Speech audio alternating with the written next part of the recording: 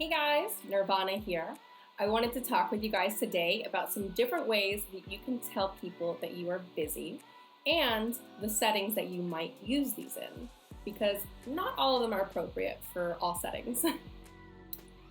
So let's start with just putting an adverb in front of busy.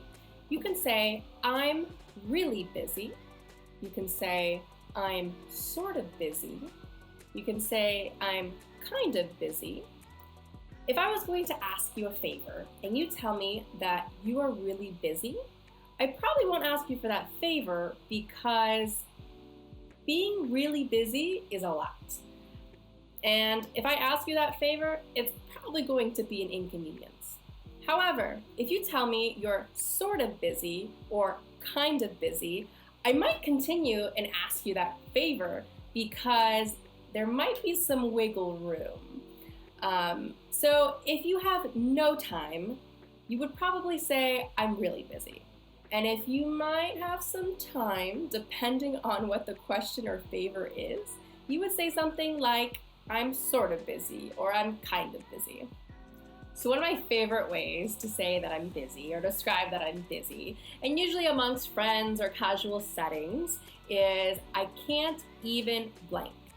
So you compare it to something that you're so busy that you can't do something that would be normal. So I'm so busy, I can't even think. Oh, if you're so busy you can't even think, imagine how stressed that person is. That means they're really busy. Another one would be like, I'm so busy, I can't even breathe. That's silly. Obviously you're breathing. Another one would be like, I'm so busy, I can't even go to lunch. That one's a little sad. So these are like regular activities or things that we should be able to do, but you're so busy that you can't do them. So I can't even blank, blank, blank. So what are some ways that we would tell our friends and family that we're busy in more casual settings? We could say some fun things like, I'm busy as a bee. If you're busy as a bee, you're zooming around, getting your errands done, going to doctor's appointments. You have a full day of tasks ahead of you. You are busy as a bee. If you're really busy and maybe it's not so pleasant, you could say, I'm slammed. To be slammed is, again, really stressful, overwhelmed, really busy. You're slammed. You're slammed with work. You're slammed with chores and responsibilities. It's not as fun as being busy as a bee. You can also say that you're overwhelmed. That's another one that is stressful. This is when we're busy and it's not good. I'm overwhelmed. I'm stressed. And another one is, I've got my hands full. This one can be kind of an in-between, I'm busy as a bee and I'm slammed. To have your hands full, it could be good, it could be bad, it could be just busy. It's like an average busy.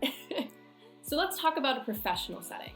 Let's say that you are talking to your boss and you need to express how busy you are.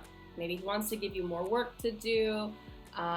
Whatever the case is, you need to explain that you are busy. You would not say some of the other expressions that we've talked about. You could say something like, I have a lot on my plate right now. I know that sounds funny. You have a lot on your plate. We're not at dinner. But it means that you have a lot of things that you're working on. So, I have a lot on my plate right now. Another thing you could say is, I'm behind on my work. So it means that you haven't caught up to where you need to be. You're a little behind. That one's pretty self-explanatory. I'm behind on my work.